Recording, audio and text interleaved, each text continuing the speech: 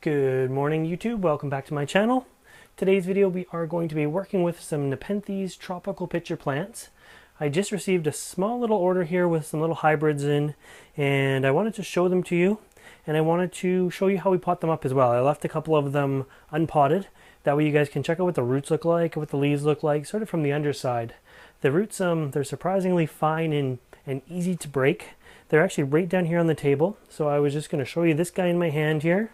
And I recently potted him up. He's still sort of dripping.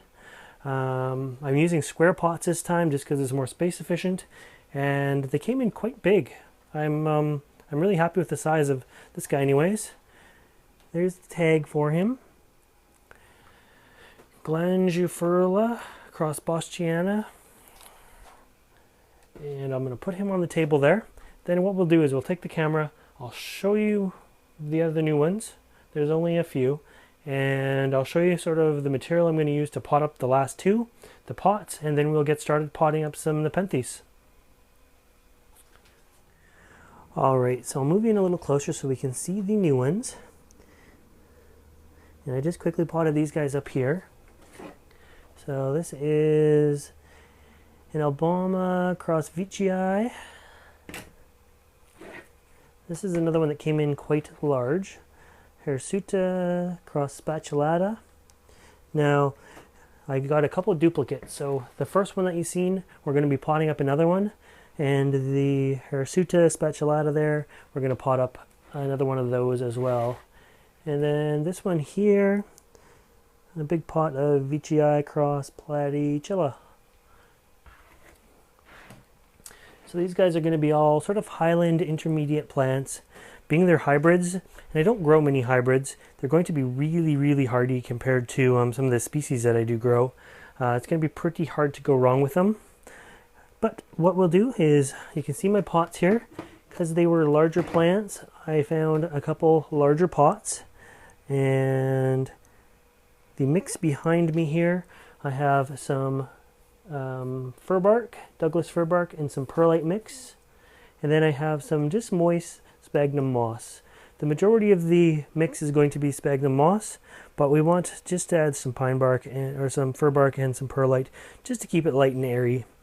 And then the plants are down here. These are the guys we're going to be working with today. So there's a tag on that one. Good sized plant. It had a little side shoot that broke off in shipping, but I'll just plant it in there anyways. It may grow, it may not grow. This is how they come shipped. So it's classed as a bare root. Just a little bit of sphagnum moss is in the bottom, which I never like to reuse any sphagnum, so I'm just going to toss that aside. I don't know how old it is or where it's been. And there's the root system on it. There's many different materials you can use to grow a Nepenthes.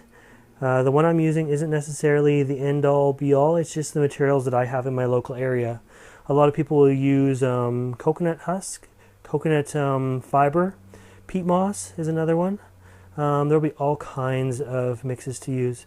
So you can see how fine the little roots are. You don't want to undo them too much. I'm just going to leave them sort of as they are. They are delicate. And you can see some nice pictures on them. So there's a picture on them. Good size already. Really happy with the size of the plant. I mean, basically it's an adult plant there. And then we'll go over to this guy here. Drag them a little closer. I'll keep the tags close so we don't accidentally put them in the wrong thing. Here is the Hirsuta spatulata. Again, came with some sphagnum moss. I'm just going to pitch that out. It almost looks like live spag. Maybe I should put it in a little pot outside, see if it just comes back to life. It didn't look as dead as the dead stuff. So here's a really good view of Nepenthes roots. There's not much to them. Some plants have more roots than others, depending on the species. Hybrids are usually pretty vigorous in pretty much every manner, so being this is a cross between two, I don't doubt that the root system would be pretty substantial. You get something like a Raja, it has huge roots. You get something like the same size Velosa, and it's going to have next to no roots whatsoever. So anyways, why don't we just pick one to get started. I'm going to slide this guy back. Let's do the big guy first. Why not? So here he is here. Let me zoom back out and try to find you the best position so that you can see everything. without being in my way. All right. You know what? I think we're going to bring you right in here. Keep you in first person mode. And we'll go from here. So I had a little bit of sphagnum moss in there. And we're just going to carry on with this pot here. Now what I like to do is kind of mix as I go. I keep my materials separate just because I probably am not going to use this big bowl of sphagnum moss. So I'm just going to throw some in there. I'm going to throw some of this mix in. As I say, the moss is moist. The perlite and bark is dry. I'm just creating some air spaces in there. A little bit more, maybe too much. Let's see here. As I say, I'm going to wing this and we'll see how it turns out. All right. I'm going to spread out the roots slightly so they kind of go across the whole pot like that. And they're going to lay like that. Hopefully you can see that okay. It's kind of a cloudy day here in British Columbia. Not hot and sunny. It's been raining all morning.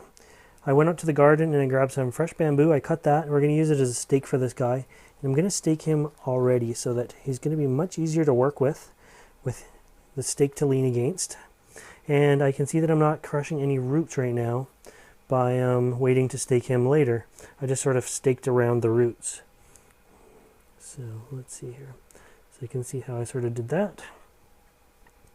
I'm going to continue to fill up. Now it's not too important what the mix is, the ratio. I don't pay attention too much for these little hybrid guys. For certain plants I really do pay attention, but that's going to be more for the species. So what I'm doing right here is just filling in a few of the cracks, getting a nice layer of sphagnum here.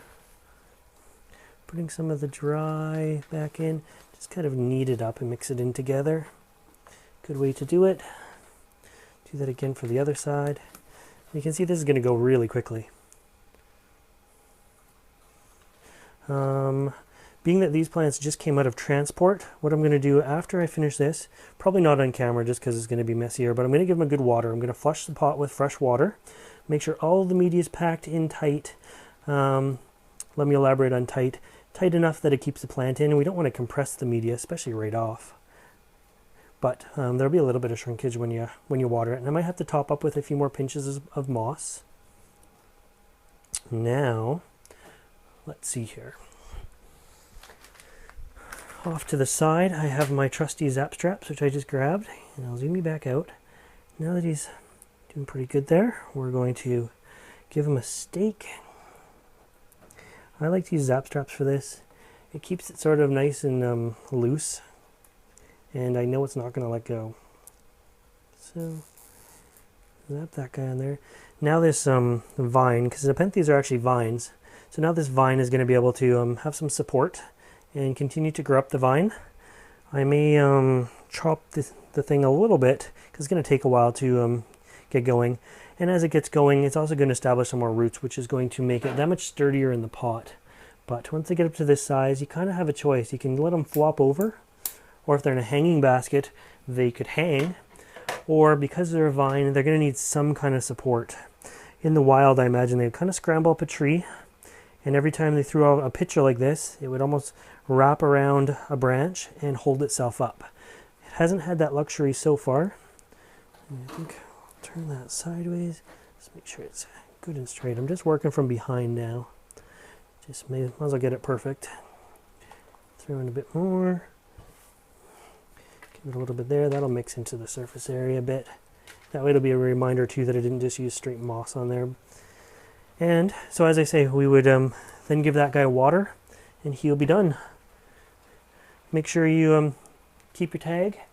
It also helps, not so much with these guys, but especially with orchids. If you go on the back, and I am just going to right here at the top, RP for repot, and then we are in September 2014. And that way I know when this guy was last repotted. And it sounds like the rain is starting now, which is wonderful. This guy here, I think I'm just going to do this. Don't know if you can see what I'm doing here off camera.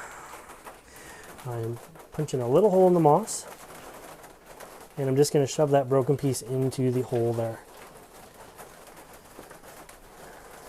Now, depending on how the rain sounds on camera, I'm going to keep filming, but if the rain is too loud and the audio is not that good, we're going to call it a Nepenthes repot right there. If the audio is fine still, then you can follow me along to repot the second one. I'm going to use similar methods anyways, so you won't be missing much. But you never know what you're going to run into when you're repotting, that's for sure. Alright, second one coming along. Same as the first. The second one being it's shorter, I don't anticipate having to stake it. So that's kind of nice. Let's have a look and see what the roots look like on this guy. So this one has 2 basil shoots to start with. Listen to the rain out there. Holy, I hope you can hear me. This one has 2 basil shoots. We're not going to separate them, but if you wanted extra plants, now would be a good time to sort of fish around and see what roots could be separated and what roots couldn't be separated. Again, it's 3/4 full of media already. And I'm going to just lay out the root ball in there. I like to start with that little bit of spag just straight on the top of the roots after that. It almost like sticks it in place, so then I can release my hand. There we go, shove a little bit more in. He was a little low in the pot, so as I'm pushing down, I'm just kind of raising him up as well. Probably from your angle you might not be able to see that, but from my angle, definitely was a little bit low. So, I don't believe we're going to need to stake him. We'll see how he is as a finished product. He looks pretty sturdy. Knead that in, fluff it up a bit. Definitely gain a little bit of volume that way. Throw some back there. Good thing about working in the greenhouse is if I make a little bit of a mess, like I just did there, it is very easy to clean up off the floor. These other guys, because it was raining so hard, I didn't want to be out in the greenhouse. I just repotted them in the kitchen. Well, the wife was out doing some grocery shopping. She came home to plants everywhere and kind of a dirty kitchen. But I made sure it was all cleaned up before I came out here. Alright, I don't know if you can see there's a big leaf in the way. Just sort of, I'm trying to pack it in, but pack it just enough so that the plant feels sturdy in the pot without it being too packed in. Hope that makes sense. You kind of have to repot a Nepenthes to know what that feels like there.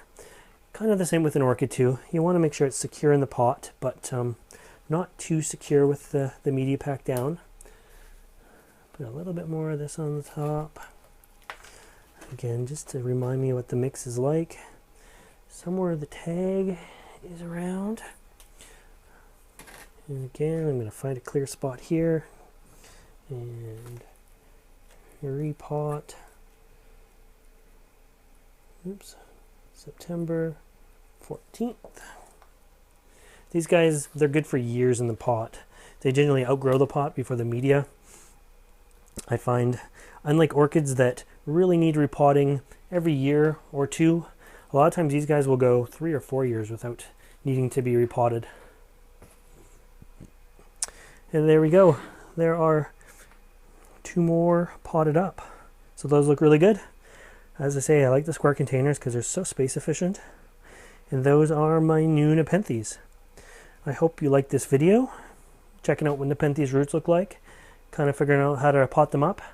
And if you want to see more videos like this, make sure you subscribe to my channel. I'm going to clean up the mess now, but thanks for watching.